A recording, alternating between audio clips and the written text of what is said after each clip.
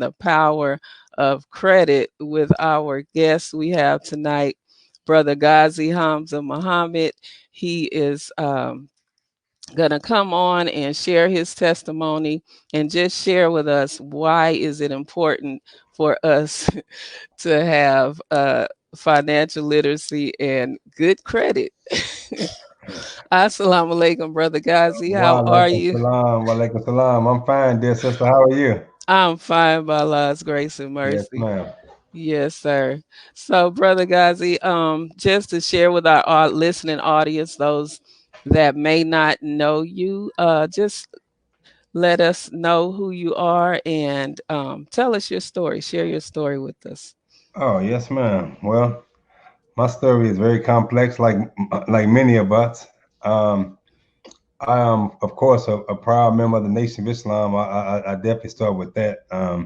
Very appreciative of the Honorable Minister Louis Farrakhan and the example that he's given us of growth and development and growing into excellence.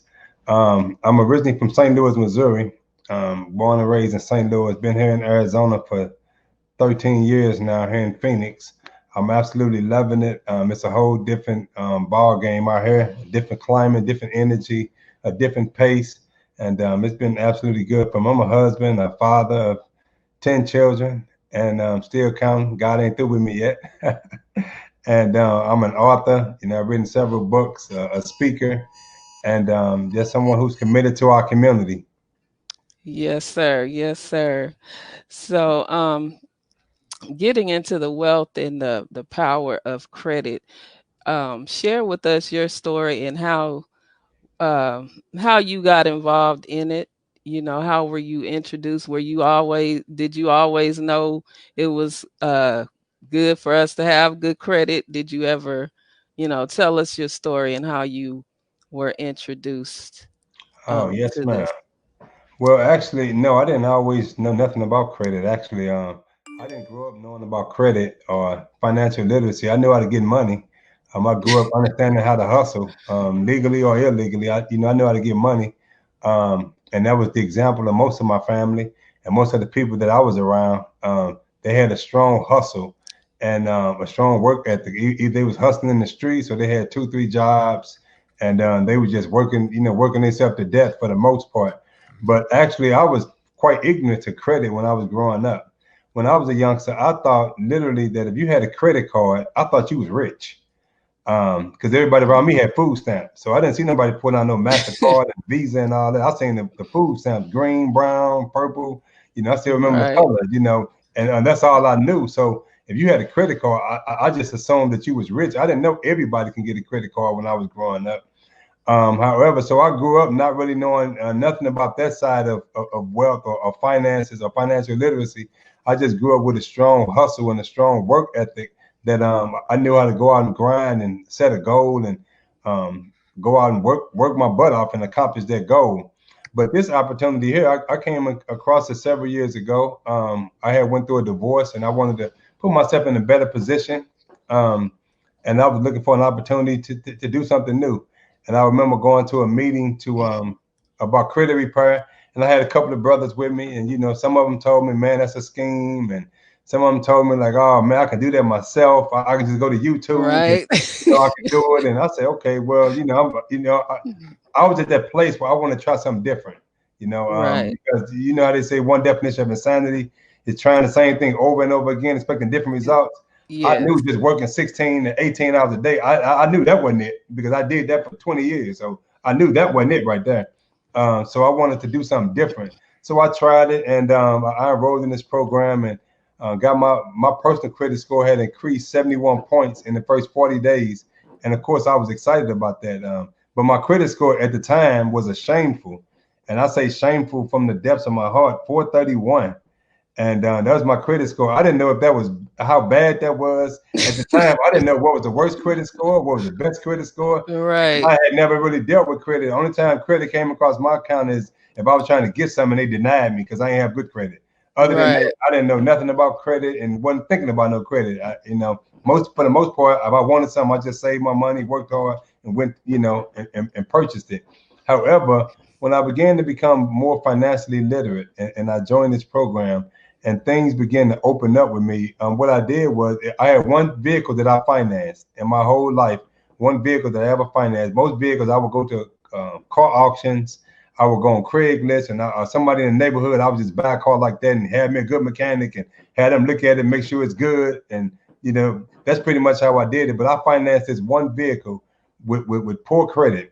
And I remember going into this car lot, one of them buy here, pay here kind of places. And, I went into the car lot and I seen this pickup truck. I love pickup trucks. And Yes, it was a sir. nice truck, and, I love working with pickup trucks. So I go into the place and sit down with the man and he tell me, okay, he run my credit. And I was just praying, like, I hope he approved me. He said, you approve. I'm like, man, for real? He said, yeah, but you got to put down $3,000 on the truck. I'm like, okay, $3,000. Okay, that's good. It was a nice truck. It wasn't nothing but $11,000 truck, a used truck, And he said, you Right. got to put down $3,000. And then I looked at the paperwork. I didn't even look at, to be honest, I didn't look at the fine print. I didn't look at the interest rate. None of that was even on my mind. I didn't care about none of that. My only concern was, can I afford the monthly note and along with the insurance? Because I didn't want to have no high note and insurance and you come back and Right. take my truck, repo me in 3-4 months. I didn't want to go through that. So he said, he seen the hesitation on my face and he looked at me and said, what's the problem? I said, well, how much my monthly note gonna be on this? And he looked at me, he said, how much you want your monthly note to be? I told him a price. He said, he did like he was doing something in the calculator. He said, that's what your note is. I say, for real? I'm thinking I'm winning. I'm thinking like, you gonna let me pick my own note? I'm like, Right. oh, man, I win. So I wound up paying that truck off. Never, I don't know how long I paid. I know it was some years I paid for it, but I wound up paying the truck off completely. So that was a good thing. But when I came to this company and I started understanding interest rates and how it'll affect our community, I went back and I dug that paperwork up on that truck. And do you know, I paid an additional $11,800 for $11,000 truck. When they got through, I Wow. paid for that truck twice plus some because of Yes. poor credit. And when I seen it, I said, "Oh man, they getting us." And I'm thinking to myself, you know what I could have did with that extra $12,000? You know how many what I could have did with my family, with my children, business wise, or donating to charities of my choice. And I was just throwing money away because of poor credit, and I had no Right. idea that low credit scores affected us like that. But that was like an awakening for me, and Yes. it really put me on the path of really being committed to helping our community understand financial literacy. Right, right. And I hear people say, well, I don't need credit, or, why do we need credit? Especially and even in the nation, some may say, well, why do we need credit? I have cash, cash is king. So how do you respond to that? Well, I used to respond just like that, but when I hear that now, I know I'm listening to somebody who's ignorant of what credit is. I'm listening to somebody who's financially illiterate. Because credit, when I found out that your credit score also affect your monthly insurance premium. Like if Hmm. you do your research, your car note when you pay your insurance, it's your age, your driving record, your zip code. Of course, they take that into consideration, but also your credit score. They take that into consideration. And people with lower credit scores have higher premiums. So credit Right, scores affect more than just people think I need credit if I just want to go and buy something big. But if you right. want to buy anything, if you unless you got the money to go back, pay cash for a house. I'm giving an example. I had a brother tell me, he said, brother, I don't need no credit, brother. And they got telling me how that's in the devil's world and all that. But then I looked at his car and I say, brother, how much you pay for that car? He said, oh, no, I'm financing this. I say, are you financing this car? And so I automatically knew if you got bad credit and think you don't need credit, but you wouldn't finance the car, I already knew you're going to pay for that car 2-3 times over. So unless we got a lot of cash that we can just go and pay and buy something outright, there's nothing wrong with leveraging credit. So what I've done was my credit score was a 431, and now it's over 750. I was Hmm. blessed to be remarried. My wife's credit score was 850. And the things that we've been able to do leveraging credit has been absolutely mind blowing to me. How we Wow. can invest in real estate. Now we're real estate investors, have property, and it was so amazing how the process went because we bought property using leveraging credit, and then other properties leveraging credit. Then we use credit to fix the property up. You know, our Home Depot credit, we use it to get all the equipment we need to fix the property up. We fix the property up, wind up selling some of it, and the profit was so astronomical, we wind up paying off all the other properties that we own. So now all the properties free and clear.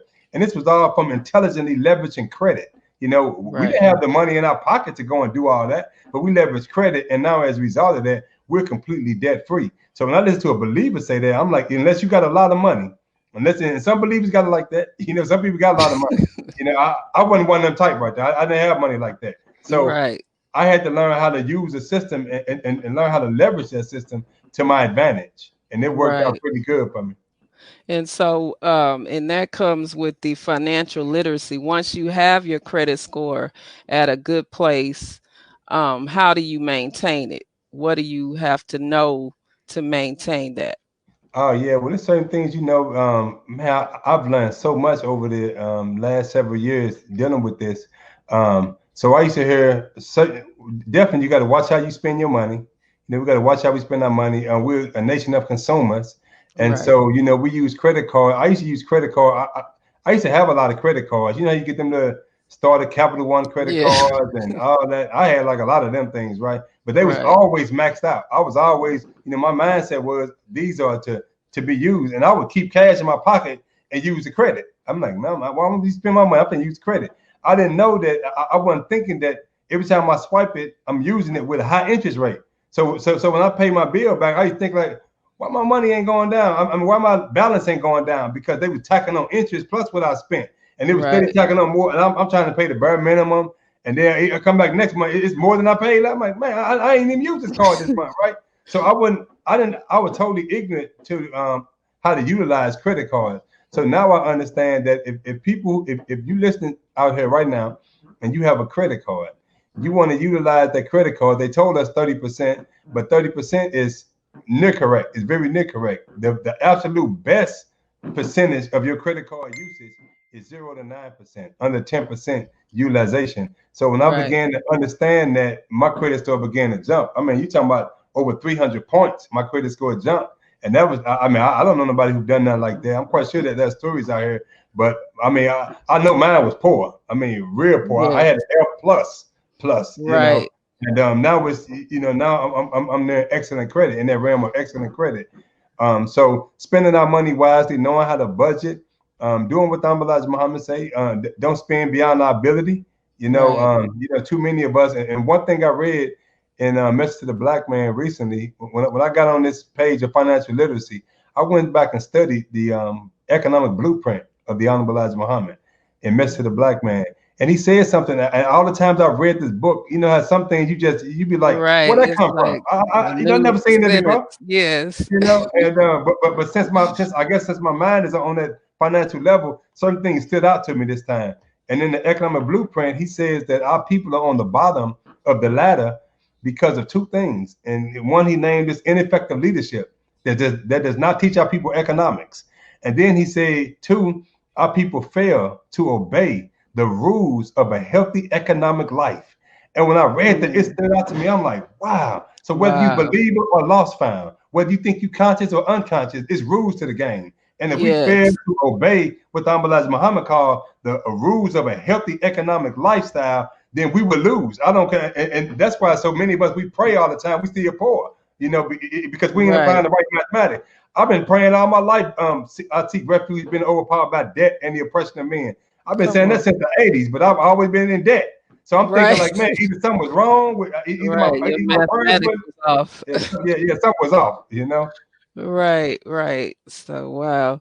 So, give some more of the benefits of having good credit. If somebody, and even heard people, well, I've went to these credit agencies and it would come off, but then it would come back on. What is that about? Like, Yeah. Well, sometimes like so when people have debt, so there's a process of disputing the negative and derogatory items on your credit report. And according to the Fair Reporting Credit Act of 1971, you can dispute anything negative on your credit report, right? hmm And the creditors have a certain amount of time to respond to that dispute. Now, some things are removed by technicality because the creditors didn't respond in a timely